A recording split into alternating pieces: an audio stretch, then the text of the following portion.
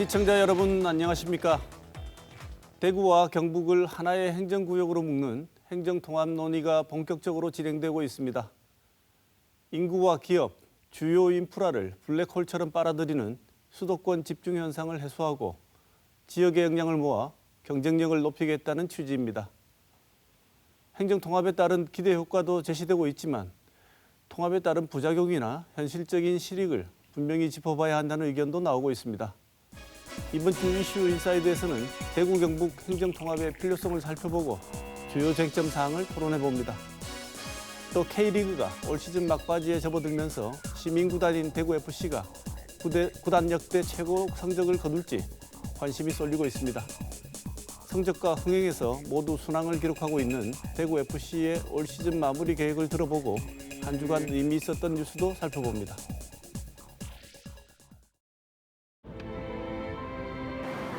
목표를 향한 호흡, 한계를 넘어선 호흡으로 정점에 서다.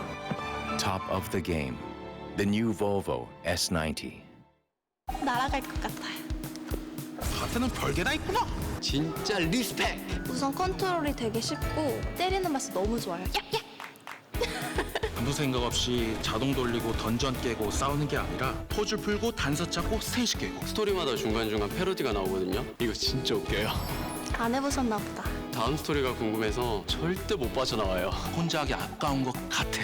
추천합니다. 가디언 테일즈!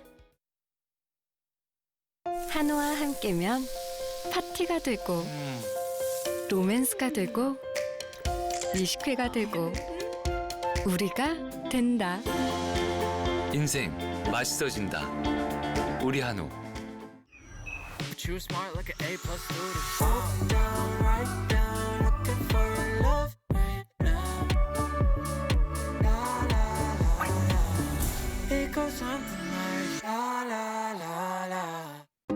왜 일룸을 사냐고요? 내 스타일에 맞춘 생활을 사는 거죠. 가족에 맞춰 변신하고 각자에 맞춰 편안한 생활. 이런 만족에 값을 매길 수 있을까요? 일룸. 탄소는 발자국을 남긴다.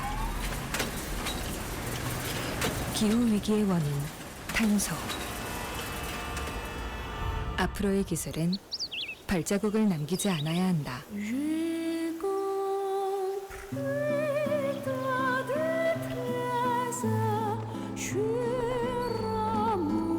지속가능한 친환경 기술을 이끌어갑니다. 지속가능한 내일, 한화.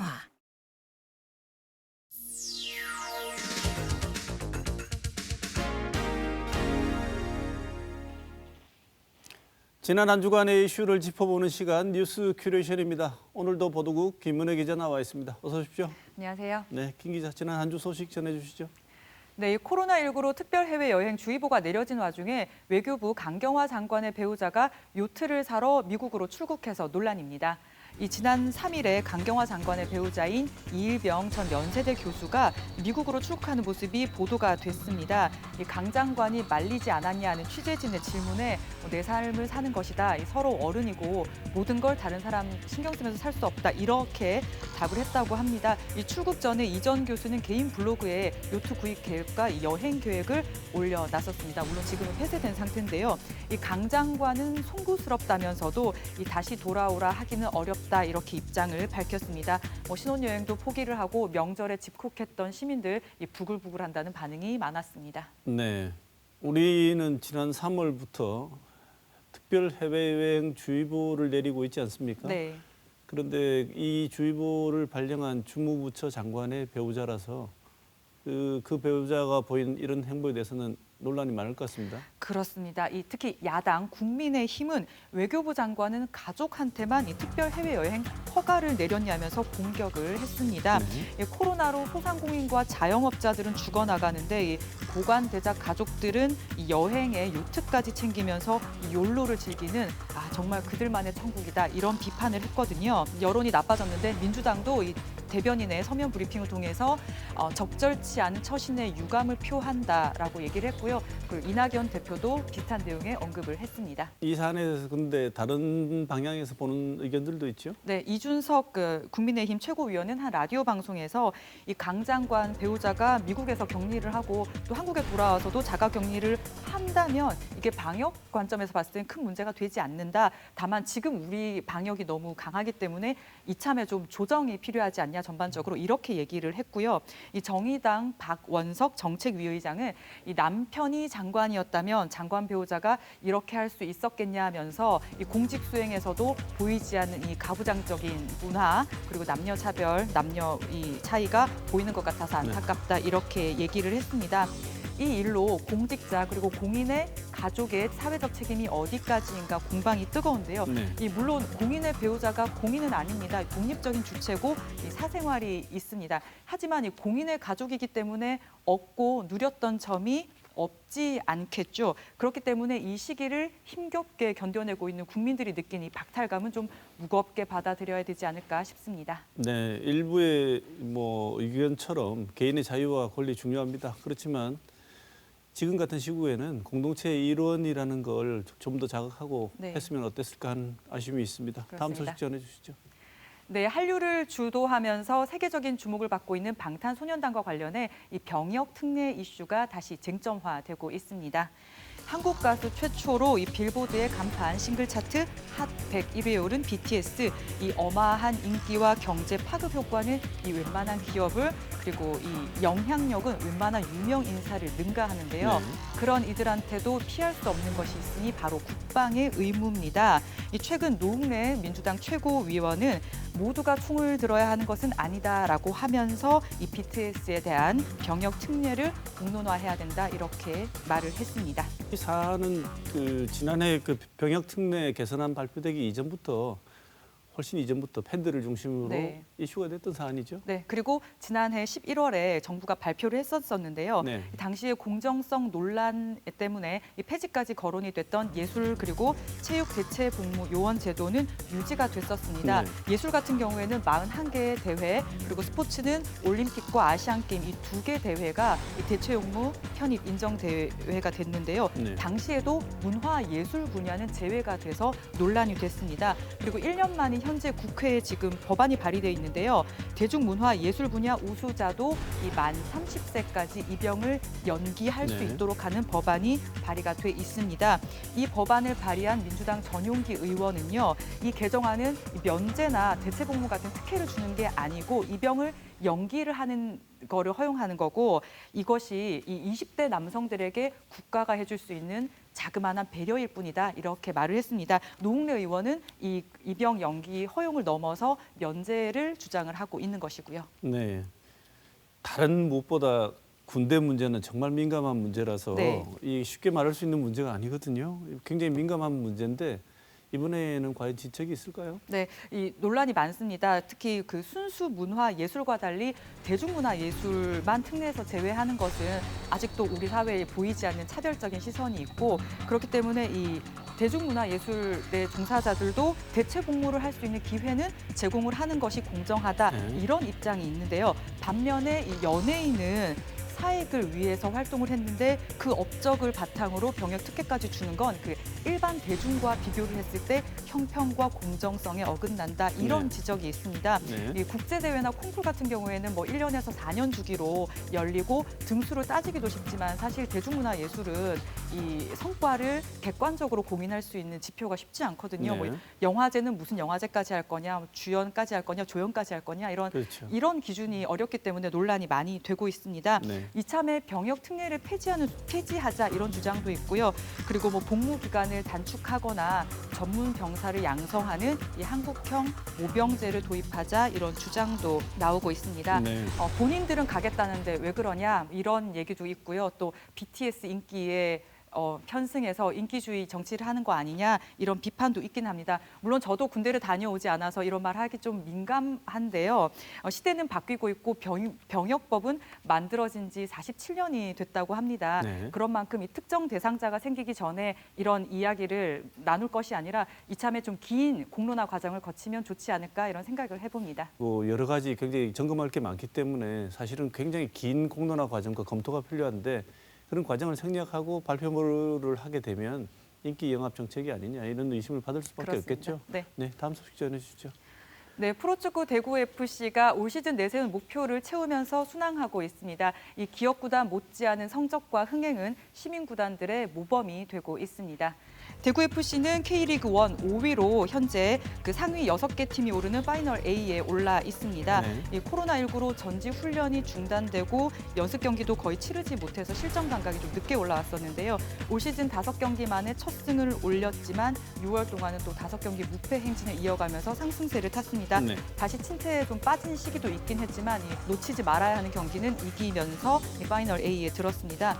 이제 K리그 3경기를 남겨두고 있는데요. 대구는 승점 3점 차인 상주를 이기고 역대 본인들의 최고 성적인 5위를 좀 넘어서겠다 이런 목표를 세우고 있습니다.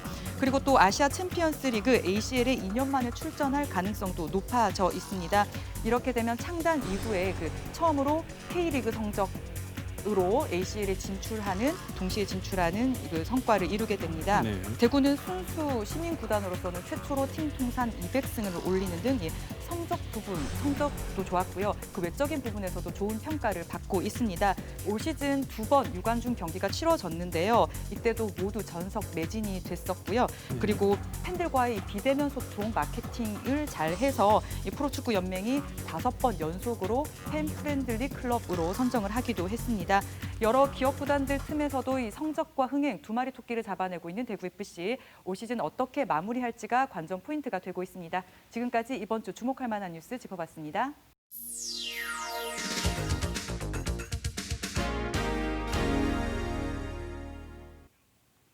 대표팀 휴식기 동안 팀 정비를 하고 있는 대구FC의 시즌 마무리 구상과 올 시즌 평가 한번 들어보겠습니다. 성호상 대구FC 선수 강화 부장 나오셨습니다. 어서 오십시오. 네, 안녕하세요. 네, 부장님 얼굴이 밝으신 걸 보니까 올 시즌이 순탄하게 진행되는 것처럼 보이는데요. 네. 먼저 김은혜 기자도 앞서 언급했지만 대구FC가 올해 시즌을 순항하고 있다고 말을 했습니다. 3경기가 남긴 했습니다만 자체적으로 이 정도면 순항하고 있다고 평가하시는지요?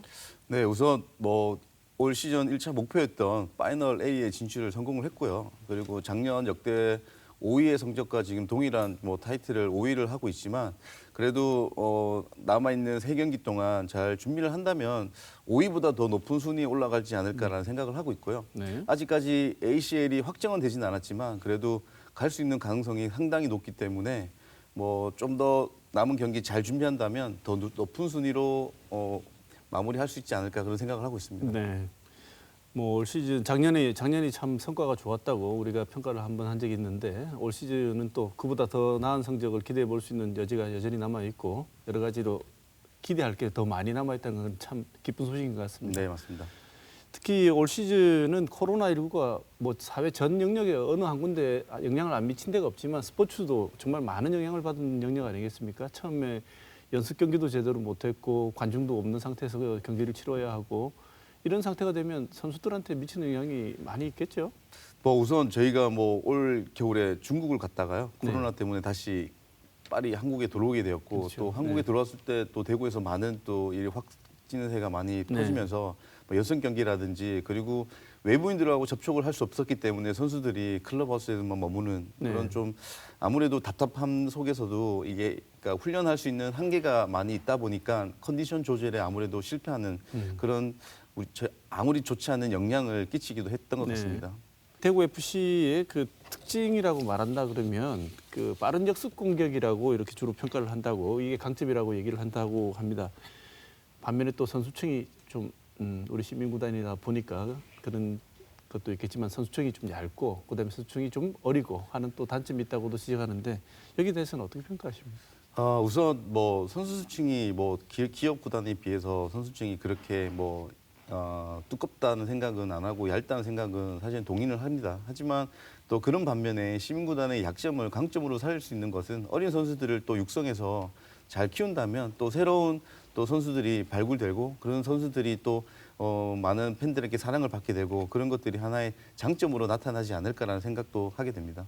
지금 말씀하신 대로 어쨌든 선수층이 얇으니까 아직 어리고 경험이 그렇게 많은 선수들이 아니니까 선수 기용 면에서 고민이 좀 많이 있으실 것 같은데. 많이 그 팬들도 같은 선수들이 매번 많은 경기에 출전한다는 그런 우려속도 있지만 네. 그래도 그 가운데서도 또 새로운 선수들이 1명, 2명씩 나온다는 게 또 하나의 대구만의 또 장점이 아닐까라는 네. 생각을 하고요. 그리고 아무래도 다른 기업보다 많은 예산을 충분히 가지고 있지 않기 때문에 선수 영입하는 데 또 많은 문제점이 있기 때문에 저희들도 많은 선수를 육성해서 키운다면 또 하나의 또 경쟁력을 갖추는 그런 팀이 되지 않을까라는 생각을 하고 있습니다. 네. 세징야 선수가 가장 그 대표적인 스타 플레이어라고 할 수 있는데요. 이 선수는 사실 K리그에서도 거의 최상위권 클래스를 갖췄다고 평가를 받는다고 할 수 있는데 그래서 그런지 세징야 선수가 아예 한국 사람이 됐으면 좋겠다 해서 일부 팬들이 또 강력하게 얘기를 하는 것도 있는 것 같은데 세징야 선수의 기화 가능성 어떻게 보십니까? 물론 세징야가 대구에 대한 그런 애정이나 또 대구 FC의 팀에 대한 애정이 굉장히 큰 선수이긴 합니다. 그리고 또 본인도 많은 언론을 통해서 또 기여를 하고 싶다라고 뭐 여러 차례 얘기도 했던 걸로 알고 있고요. 또 한데 그런 기아 조건 자체가 뭐 막상 쉽게 할 수 있는 조건이 아니라고 판단이 되고 있고요. 네. 그리고 또 만약에 뭐 세징야 선수가 구단에 대한 많은 요청을 한다면 저희는 적극적으로 그에 대한 것들을 뭐 잘 도와줄 수 있는 그런 전제는 가지고 있다고 생각하고 있고요. 뭐 만약 하나 뭐 세징야 선수가 기회를 한다면 뭐 구단에서는 더할 없는 좋은 기회라고 생각을 하고 있습니다. 네, 세징야 선수 이외에도 많은 분들이 용병 의존도가 너무 높지 않냐 이런 지적을 하고 계신데 동의하십니까? 네, 물론 용병들이 잘하고 있습니다. 네. 잘하고 있기 때문에 의존도가 높다고 생각하는 거라고 생각을 하고요. 다른 구단에 비해 용병들의 활약이 더 돋보이기 때문에 그런 의존도가 많다고 생각을 하고 있다는 생각을 하고 있고요. 그 용병들이 잘하기 때문에 저희가 국내 어린 선수들이 그걸 따라서 우리들이 실력이 또 올라가고 있다고 저는 또 생각을 하고 있거든요. 물론 뭐 용병의 의존도가 높기 때문에 국내 애들의 비중이 적은 거 아니냐고 하지만 동반 상승이라고 생각을 하고 있어서 큰 뭐 걱정은 되는 건 아니라고 생각을 하고 있습니다. 네, 이 경기력 향상을 위해서 지금 뭐 특별히 전략이나 전술적으로 고려하고 계신 부분이 있으면 말씀을 좀 주시죠. 우선 뭐 외국인 선수들이 워낙 뭐 잘하고 있기 때문에 뭐 특별하게 뭐 그러니까 외국인들의 직접적으로 뭐 이게 그러니까 그 외국인에 맞춰서 훈련하거나 그러지는 않고요.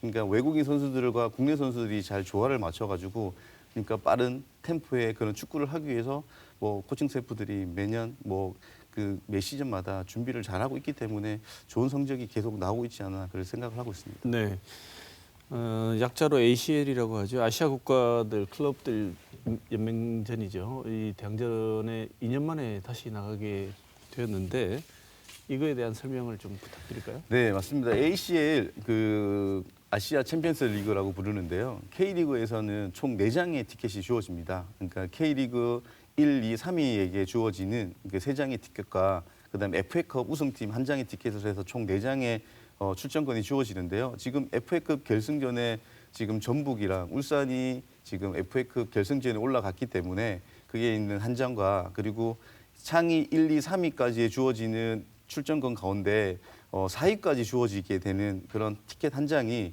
지금 군팀 상주가 지금 4위에서 내년에 2부 강등이 되기 때문에 출전이 하지 못하게 됩니다. 그래서 자동으로 5위에 있는 저희가 출전을 할 수 있는 기회가 주어지는데요. 챔피언스 리그에서 우승하는 팀에게는 자동 출전권이 주어지는 그런 룰이 바뀌기 때문에 지금 국내는 지금 수원하고 서울이 ACL을 진출을 하기 때문에 만에 하나 거기서 우승팀이 나오게 되면 저희가 출전을 하지 못하게 되지만 그래서 우승을 하지 못하게 되면 자동으로 저희가 내년 ACL에 출전하는 자격이 주어진다고 보면 됩니다. 네, 시민구단 그러면 예산이 열악하고 지원이 적고 이렇다는 이미지가 일단 있는데 그런데 이런 대구 FC가 다른 시민구단들에게는 가장 모범적이고 저렇게만 되면 참 좋겠다고 하는 워너비 구단이 되고 있다고 하는데 비결이 뭔지요? 뭐 우선 뭐 대구시에서도 많은 지원을 해주고 있는 것은 사실이기도 하고요. 그리고 또 전략적으로 뭐 선수에 대한 기용이나 선수들을 영입하는 거에 대한 다른 시민구단보다 조금 낫지 않나라는 생각을 하고 있고요. 아까 처음에 말씀드렸지 용병의 의존도가 많이 높다고 얘기하시는 거에 비해 저희가 그런 예산을 가지고 용병을 잘 선발을 했다는 게 좀 우선적인 것 같고 그리고 또 어린 선수들을 잘 성장해서 올라오다 보니 그런 시너지 효과가 또 나는 것도 다른 또 시민구단에 비해서 저희가 많은 역할을 하고 있지 않나라는 생각을 하고 있습니다. 그렇다면 앞으로 이런 점 좀 보완하겠다라고 염두에 두고 계신 보완책 말씀 좀 주시죠. 물론 그 다른 기업 구단에 비해서 예산이 넉넉하지는 않지만 그래도 그 대구만의 좀 이런 것들을 잘 부각시켜서 그러니까 좋은 팀으로 성장하는 게 위해서 많은 노력과 좀 자구책이 좀 필요하다고 생각을 하고 있습니다. 또 사실은 선수들이 성장을 하게 되면 몸값이 상승이 되고 또 더 좋은 구단으로 또 눈길을 돌리기는 마련인데요. 그런 부분들을 좀 더 구단이나 많은 좀 노력을 해서 선수들이 좀 대구를 떠나지 않고 대구에 좀 남아 있는 것들을 잘 자구책을 마련해서 개선해야 될 부분이 아닐까라는 생각을 하고 있습니다. 네, 대구 FC의 12번째 선수 열화와 같은 성원을 보내주고 있는 대구 FC의 팬분들께 짧게 인사 한번 하시죠. 많은 팬들이 경기장에 찾아오지 못했지만 그래도 선수들이 많은 노력과 결과를 통해서 좀 좋은 성적을 거두고 있습니다. 이 코로나가 빨리 종식되어서 내년에는 많은 팬들이 경기장에서 우리 선수들이 멋진 모습들을 많이 볼 수 있게끔 최선의 노력을 할 수 있도록 하겠습니다. 네, 성호사 앙대구 FC 선수 강화 부장 모시고 올해 대구 FC의 성과와 전망 한번 해봤습니다. 오늘 말씀 감사합니다. 네, 고맙습니다. 감사합니다.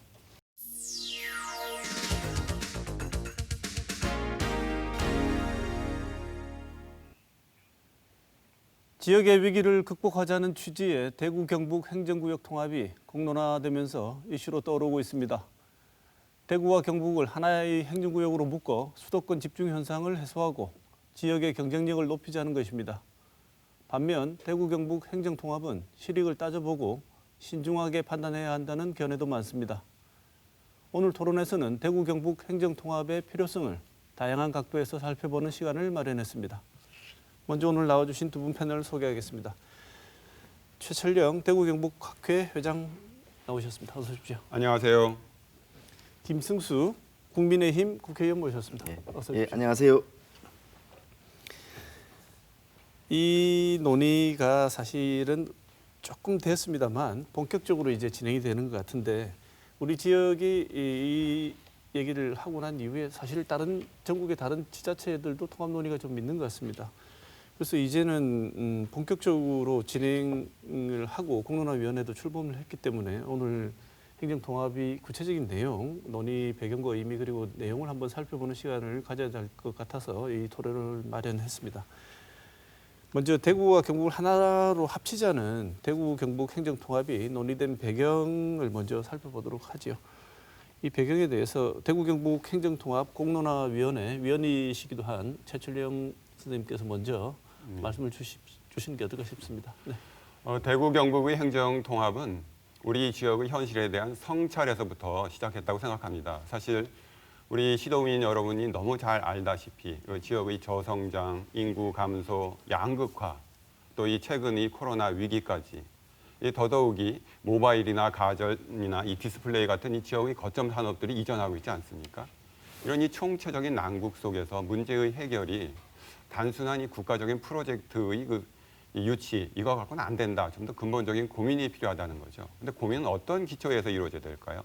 결국은 우리의 역사와 정체성 여기서 시작해야 되거든요. 우리 대구 경북은 이 통일신라를 이룬 역사적인 경험이 있습니다. 화랑의 정신이 있습니다. 또 500년 조선의 역사를 지킨 그러한 이 유교적인 성리학적인 정신이 있습니다. 그리고 일제강점기에 우리 대구 경북이 중심이 되고 주도가 돼서 우리의 독립을 이뤄내기 위한 얼마나 많은 노력들과 희생을 했습니까?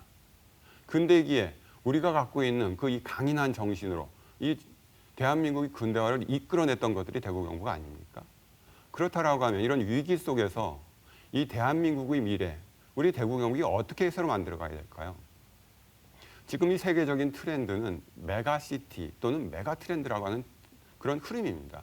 이런 흐름에 우리가 기존의 역사와 이 정신을 다시 불러들여서 이 진취적으로 우리가 먼저 치고 나가자고 하는 겁니다. 김숙수 의원께서는 이 논의가 시작된 배경이 뭐라고 보십니까?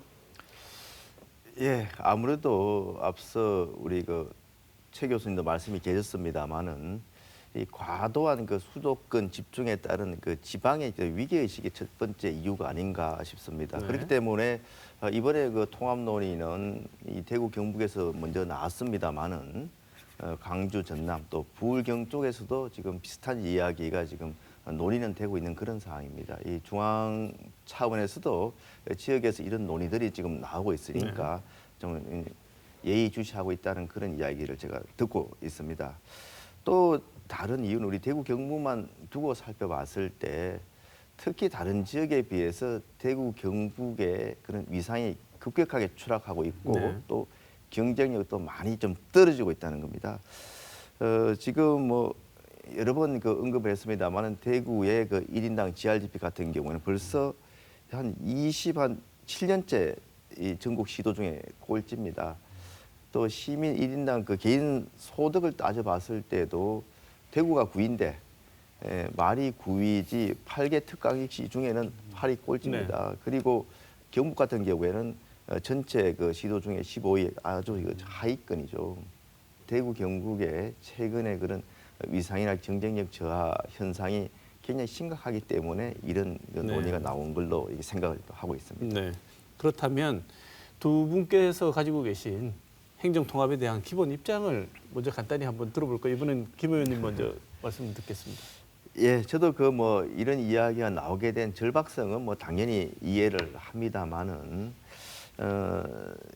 일단 이게 결론도 말하면 사실 좀 반대 입장에 좀 서 있습니다. 그 이유는 지난 2004년도에도 이런 이야기가 나왔고 몇 번 다른 쪽에서 나왔습니다만 이게 참 쉽지가 않습니다. 그래서 일단은 실현 가능성이 좀 크지 않다는 부분, 특히 좀 향후 정치 일정을 봤을 때도 굉장히 좀 어려운 측면이 없지 않아 있습니다. 그리고 항상 이게 통합에 대해서 이 장점만 이야기하는 측면이 있는데 뭐든지 보면 장점이 있는 반면에 단점이 있습니다. 그래서 이런 것들 전체적으로 종합해 볼 때 실익도 좀 크지 않을 가능성이 많다. 또 경우에 따라서 이게 혜택을 보는 적이 있다 하더라도 굉장히 또 이게 불이익을 보는 적도 나올 수 있기 때문에 그 이해관계를 조정하기가 굉장히 만만치가 않습니다. 그래서 이게 정말 이 아주 조급하게 논의하기보다는 신중한 검토가 필요하다 그런 입장이라는 말씀을 드립니다. 네, 최 교수님 입장은 어떠신가요? 예, 저도 이 김승수 의원님 이 기본적인 입장을 충분히 이해합니다. 또 동의하기도 하고요. 그러니까 우리가 지금 직면하고 있는 이 위기 상황, 절박함 어떻게 해결할 것인가 좀 더 신중하게 또 천천히 고민해보자 이런 말씀도 충분히 일리가 있다고 생각합니다. 그런데 의원님 말씀하셨듯이 저게 2004년에 이 대구 경북 경제공동체 추진을 한번 했었습니다. 잘 안 됐습니다. 그리고 민선 6, 7기 들어와서 한뿌리 상생위원회를 만들었습니다. 그래서 이 국제과제도 같이 개발을 하고 추진도 하고 또 많은 사업들을 같이 하려고 했는데요. 그게 잘 안 됐습니다. 또 그런 이 노력에도 불구하고 대구 경북의 위기는 그대로 점점 이 표면에 드러나게 된 거죠. 그렇다면 좀 더 이 근본적인 접근이 필요하다. 좀 더 근본적인 해법이 제시돼야 된다. 지금 이 규모의 경제라든가 또 지역 주민의 정주성이라든가 또는 이 글로벌 경쟁이라고 하는 측면을 본다고 하면 이제 우리가 좀 더 진취적으로 우리 대한민국이 어떻게 나가야 될지를 우리가 먼저 만들어보자. 우리가 모델이 돼보자라고 하는 측면에서 대구 경북의 통합 반드시 필요하다고 저는 생각하고 있습니다. 네.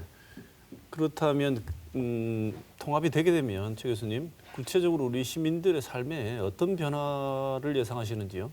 우리 생활권하고 행정권역이 분리되다 보니까 우리가 모르는 그동안 익숙해 있지만 치르지 않아도 되는 그런 이 비용들을 치러야 되는 것들이 있는 거죠. 그러니까 예컨대 예전에 우리 지금 이 대구에서 경산시 갈 때 이 우리 버스 이용료 예전에 더 추가로 지급을 했었거든요.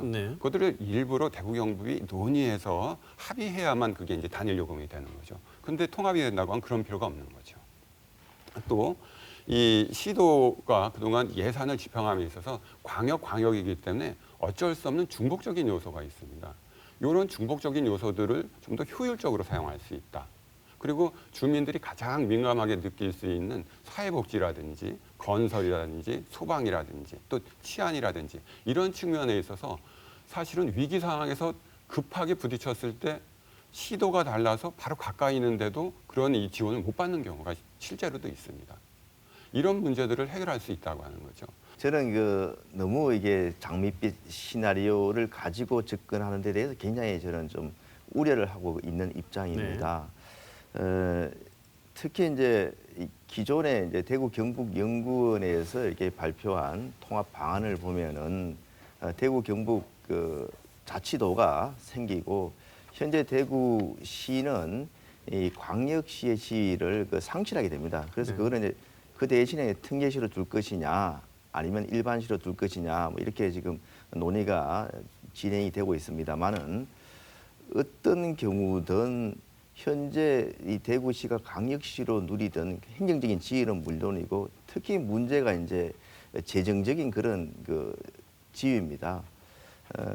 지금 이제 이 대구 경북에서 희망하는 그런 방향으로 봤을 때는 기존에 받던 중앙정부로부터의 교부세도 다 받고 추가적으로 대구는 특례시로서 재정에 대한 그런 특례를 인정을 받아가지고 대구 시민이 낸 세금이 다른 지역으로 좀 흘러 들어가지 않게 만들겠다 하는 것인데 사실은 참 이 실현성이 아주 희박합니다.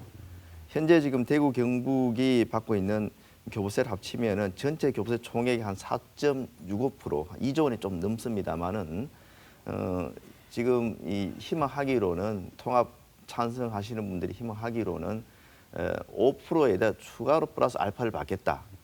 이런 희망을 내고 있습니다.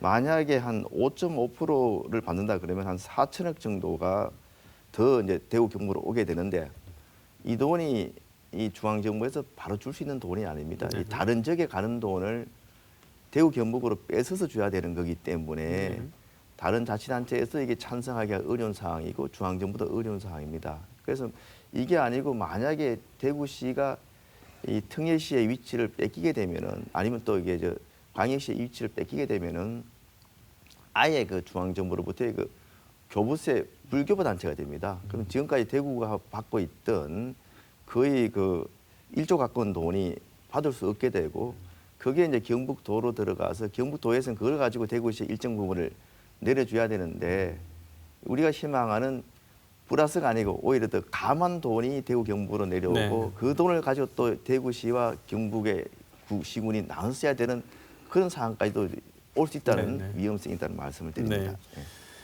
김 의원님 말씀에 반박하실 거나 보충하실 말씀 있으면 최 교수님 하시죠. 예, 저희 김 의원님 고민은 사실 오랫동안 이 경상북도 또 이 대구시 모두의 행정을 총괄해 보신 그 경험이 있으신 분으로 충분한 이해가 되는 말씀이시죠. 또 행정하는 입장에서 그동안 이 중앙정부랑 접촉하면서 어려움이 그만큼 있었다는 그런 경험에서 나오신 말씀이겠죠. 그런데 지금 이 대구광역시가 누렸다라고 하는 그 행정적인 지위의 문제는 사실 이 시장님이나 또 이 정치인들의 문제이지 시민의 문제는 아니거든요. 지금 이 대구 경북 통합은 시도민의 행복, 시도민에 대한 행정 서비스의 밀착화, 이게 가장 중요한 겁니다.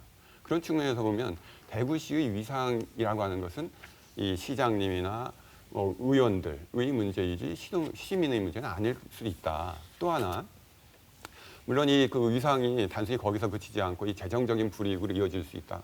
지금 현실이 그렇습니다. 그런데 지금 이 특례시로 만들자라고 하는 것은 그러한 이 문제들이 발생하지 않도록 특별법을 만들어서 이 대구 이 특례시가 비록 이 광역의 지위를 잃는다고 하더라도 기존에 누렸던 이 재정적인 이익 그것들을 그대로 유지하면서 도리어 경상북도는 특례시를 포함하고 있는 품고 있는 특별자치도로서 더 많은 이 재정적인 이 교부금을 중앙으로부터 받아내자 이런 거거든요. 두 분 말씀 속에서 조금씩 얘기들이 나왔습니다만 이제는 본격적으로 주요 쟁점 한번 짚어보도록 하겠습니다. 최근에 처음에 대구 경북 통합 논의가 나왔을 적에 대구 경북 특별자치도 방식으로 사실은 처음 논의가 진행이 됐고 제안이 됐던 상황이었는데 최근 권영진 대구시장이 대구시 중심의 메가시티 통합 논의라고 하는 특별자치시 방식의 행정통합을 제안했습니다. 이 두 방식의 일단 차이는 뭔지부터 우리가 한번 짚어보고 권 시장께서 특별자치시 방식을 제안한 이유가 뭘까를 한번 짚어보도록 하겠습니다. 이 부분은 아무래도 공론화위원회에 계신 최철영 교수님께서 더 잘 아실 것 같으니까 예. 최 교수님 먼저 말씀을 주시죠. 예.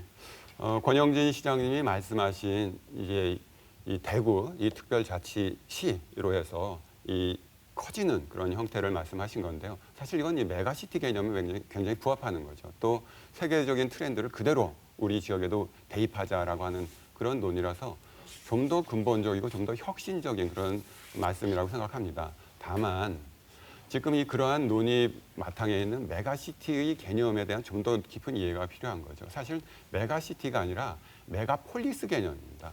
메가폴리스라고 하는 것은 하나의 공동체거든요. 좀 더 커다란 공동체 개념에서 그중에서 핵심 기능을 하는 시티, 그게 메가시티로 돼서 그 폴리스 전체의 중심이 되고 이끌어 나가야 된다. 이런 차원이었습니다. 그런 논의를 본다고 하면 지금 이 국제적인 트렌드, 그 런던 이 광역권도 그렇고요. 또 프랑스의 파리도 그렇습니다. 또 이 독일의 베를린도 그렇고요. 일본의 오사카의 경우에 이 부하고 시가 합쳐졌습니다. 이렇게 되면서 결국은 이 시티의 개념이 아니라 하나의 리전 개념으로 간 겁니다. 리전 개념으로 갔는데 지금 이 새로운 논의로서 메가시티 논의 굉장히 혁신적이라서 저는 일단은 환영합니다. 그걸 통해서 이 대구 경북 통합이 어떤 모습이 될지에 대한 다양한 논의가 만들어질 수 있거든요. 관심도 더 많아지고. 네. 하지만 우리 시도민이 좀 더 익숙한 형태로 어떻게 이루어질지에 대해서는 아마 조금 더 우리 시도민들한테 의견을 물어야 되지 않을까 하는 생각을 갖고 있습니다. 네.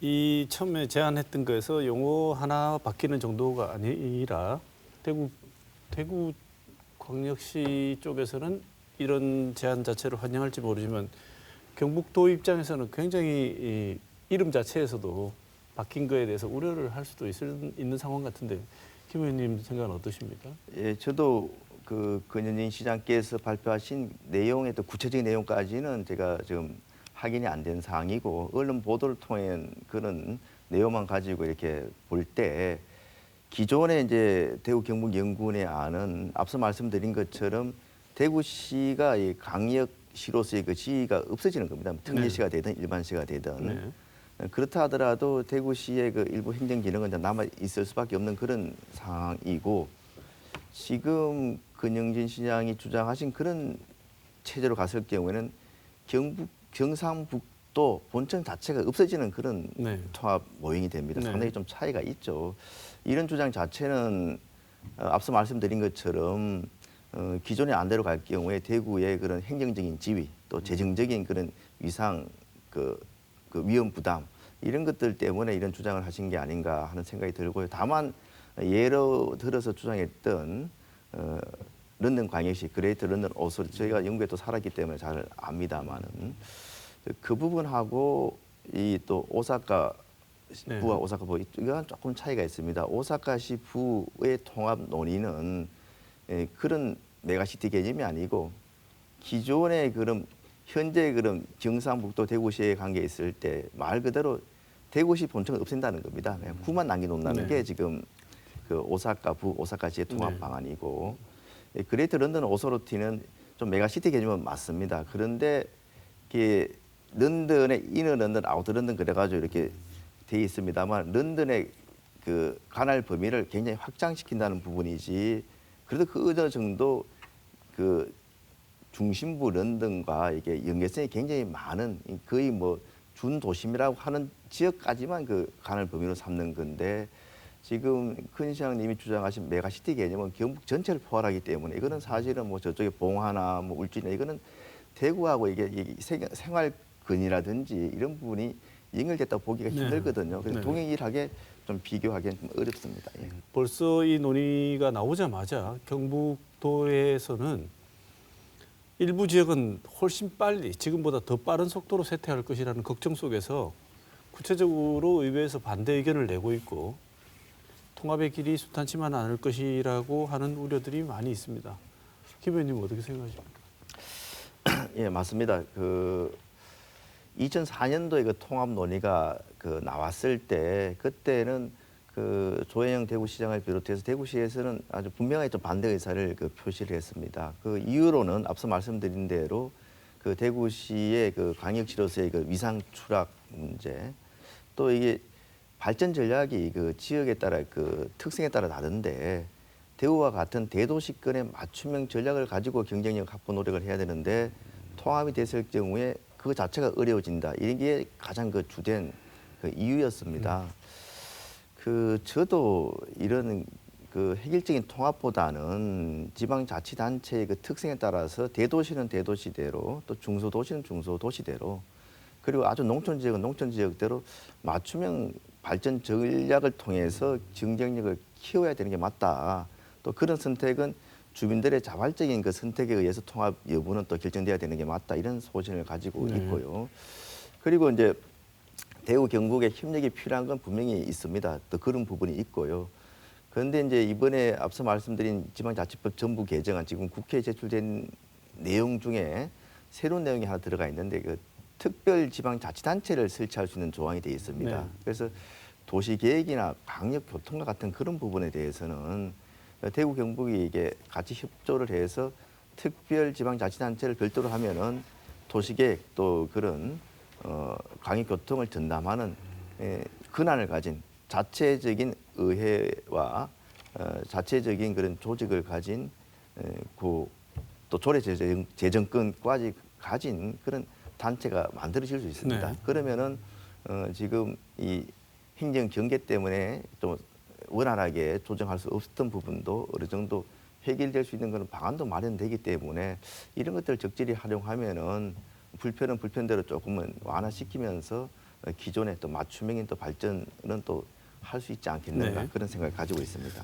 최 교수님, 특히나 지금 도청이 안동으로 옮겨간 지 얼마 되지 않지 않았습니까? 그래서 우리 경북 북부권에 계시는 주민들 반발이 특히 이제 심한 것 같고 걱정이 뭐냐면 도청 도시를 만들겠다고 하고 10만을 계획했는데 지금 뭐 인구가 지금도 2만밖에 안 되는데 이제는 이런 얘기들이 나오면 동력이 완전히 상실되는 거 아니냐고 걱정을 또 많이 하시는 것 같습니다. 굉장히 지금 눈에 띄는 갈등만 해도 이건데 이런 갈등이 해결이 가능할까요?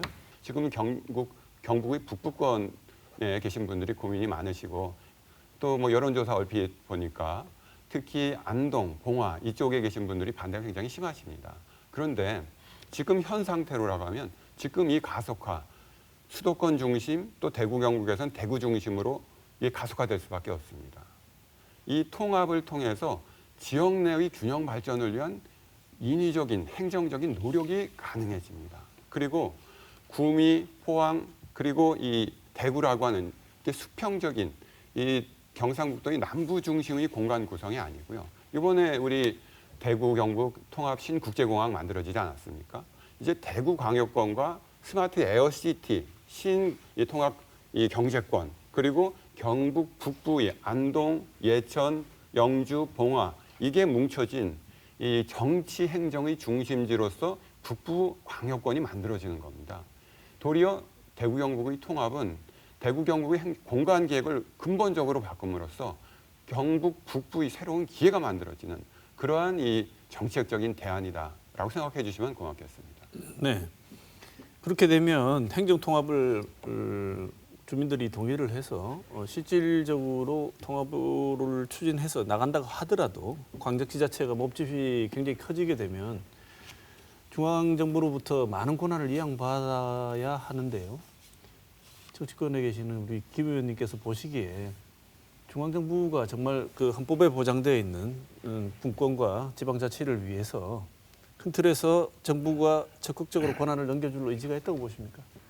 중앙정부는 뭐 어떤 이유를 대해서라도 이게 좀 영향가 있는 권한에 대해서는 한사코 좀 지방 이양을 반대하는 그런 입장입니다. 네. 앞서 말씀드린 것처럼 정말 실속 있는 권한을 갖고 오느냐 못 갖고 오느냐 하는 거는 논리의 문제라기보다는 이게 정치적인 힘의 논리에 따라 좌우된다고 보기 때문에 그 부분에 대해서는 앞으로 어떻게 지금 우리가 힘을 결집하고 중앙과 싸울 역량을 키우느냐에 따라 달라질 수 있다고 봅니다만은 만만치 않은 그런 사실은 과제입니다. 네. 그렇게 하려면 가장 대표적으로 제일 먼저 할 수 있는 게 대구 경북 통합 특별법이라는 가칭입니다만 이런 특별법을 만들어서 법적인 구속력을 확보한 다음에 재정을 확보하든 권한을 확보하든 해야 되는데 제일 고민스러운 것은 국회의원이 수도권 의원이 더 많다는 거고요. 지역을 위해서 그런 특별법을 입법을 해줄 것이냐라는 현실적인 문제가 있는데 최 교수님 생각하시기에는 이 부분을 어떻게 관철해낼 수 있다고 보십니까? 저 일단 이 자리에 나와 계신 김승수 의원님을 비롯한 우리 대구 경북 이 정치인 또 이 국회의원 분들의 영향을 믿습니다.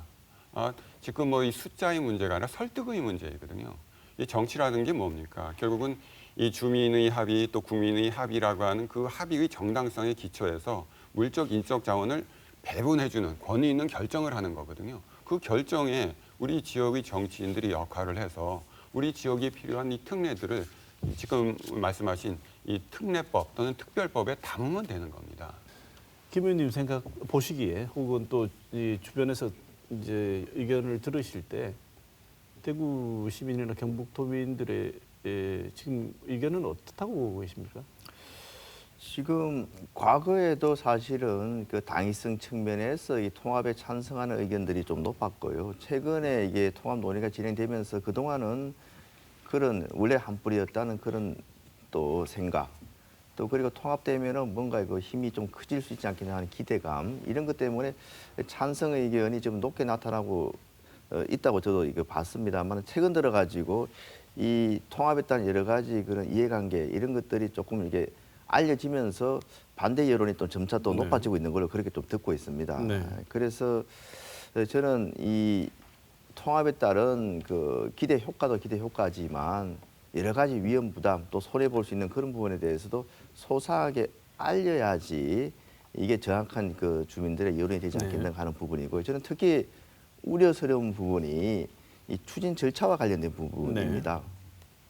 그러니까 이제 먼저 이게 좀 일정을 보면은 주민 투표를 먼저 하고 그 다음에 특별법 제정이 이루어지는데, 지금 주민 투표하는 과정에서는 앞서 말씀드린 그 재정 특례상의 뭐 5+알파라든지 행정 특례라든지 이런 것들을 다 그러니까 이게 우리 입장에서 되는 쪽으로 지금 전제하고 이게 주민 투표가 진행될 수밖에 없습니다. 그런데 막상 국회에 들어가 가지고 이제 법을 그 심사하고 이제 의결하는 과정에서 보면은 우리가 특례를 받으려고 그러면 앞서 말씀드린 것처럼 중앙정부뿐만 아니고 다른 시도의 양보를 받아내야 되거든요. 그러면은 뭐 100% 우리 의도대로 갈 가능성이 거의 없다고 보고, 많은 부분이 당초 우리 의도와 다른 형태로 지금 법이 진행될 수가 있는데, 그러면은 주민투표를 다시 해야 되느냐, 말해야 되느냐, 아주 또 근본적인 문제까지 또 발생할 수가 있습니다. 그거는 앞서 말씀드린 것처럼 우리 최 교수님도 말씀하셨지만서도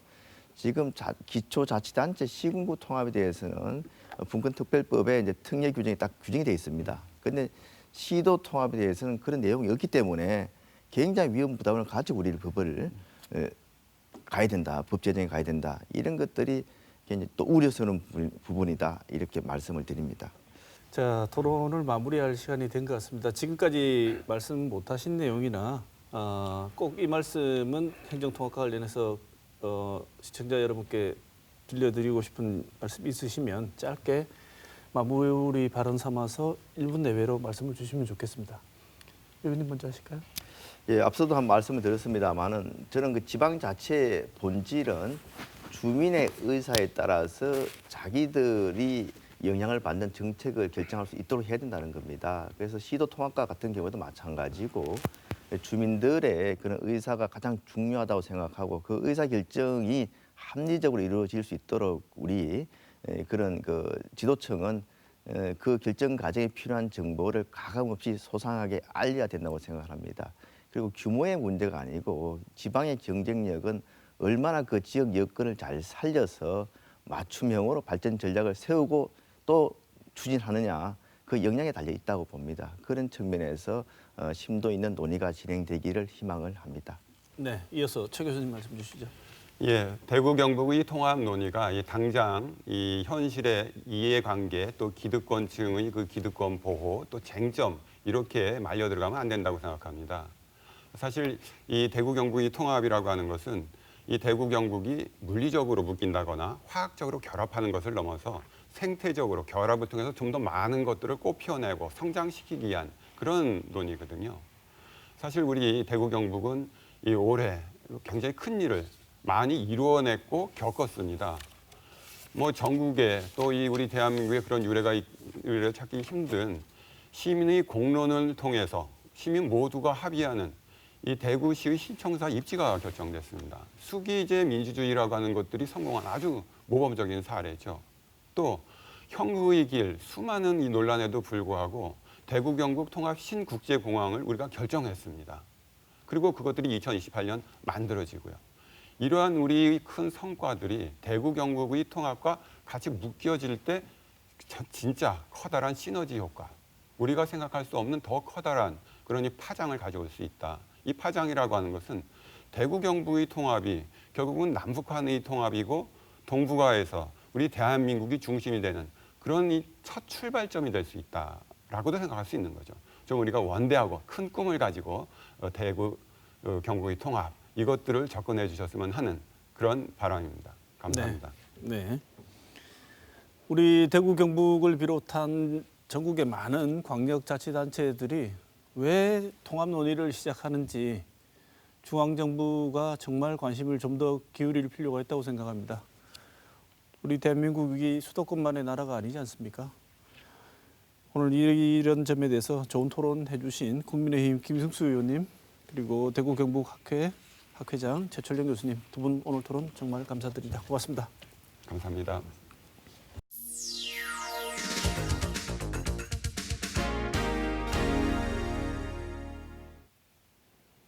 공동체의 사전적 의미는 생활이나 행동 또는 목적 따위를 같이 하는 집단입니다.